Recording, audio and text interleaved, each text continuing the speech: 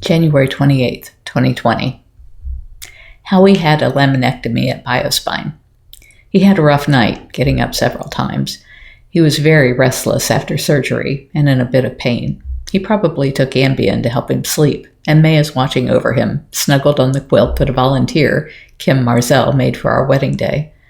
A laminectomy creates space by removing the back part of a vertebra that covers the spinal canal. Also known as decompression surgery, laminectomy enlarges the spinal canal to relieve pressure on the spinal cord or nerves. Howie has almost no control over his right foot. He swings his whole body to flop it into place and move forward. The situation has been getting progressively worse since his last surgery to fix it 3 years ago.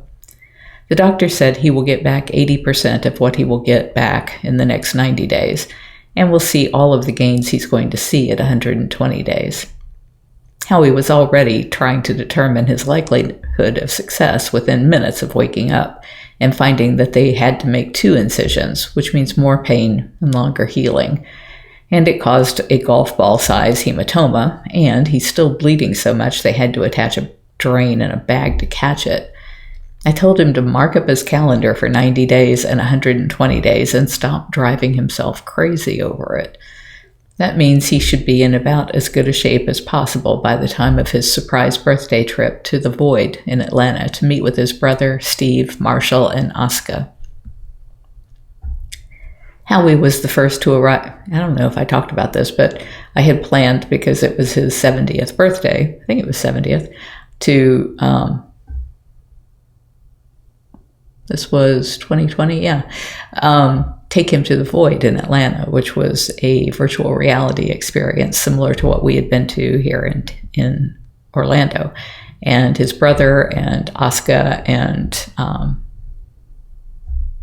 Steve and Marshall were all going to go. So I was going to create this huge trip, and you'll find out more about what happened there.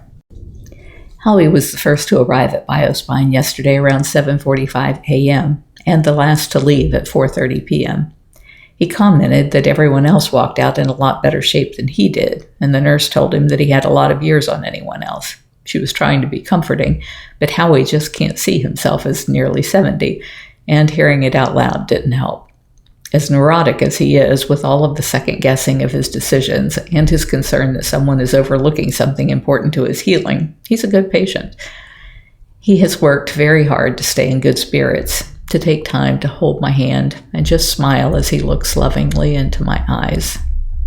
He won't call on me to change out his ice packs every 20 minutes, but rather keeps trying to do it himself, saying he needs to move around. The hardest part of caring for him will be to keep him from doing more harm than good with his constant puttering about. While sitting in the hospital bedside chair yesterday, a woman called from Riverview to report that last night, when her neighbor let the mini poodle out to do his business, he was attacked and nearly killed by a bobcat. This morning, the bobcat had moved from the backyard to the front yard and was just laying in the bushes. I asked her to get a photo, but she was too scared.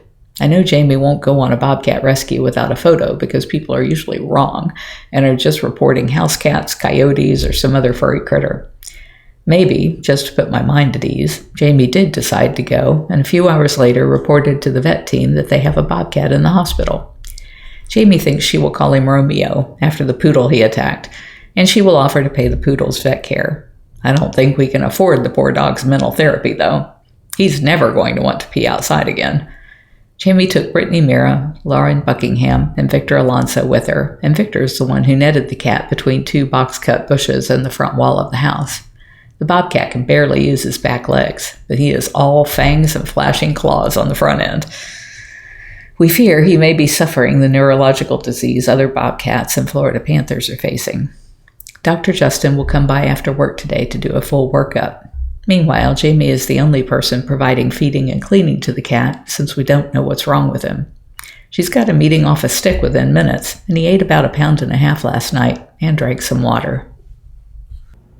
If you're enjoying my diary, please like, share, and subscribe.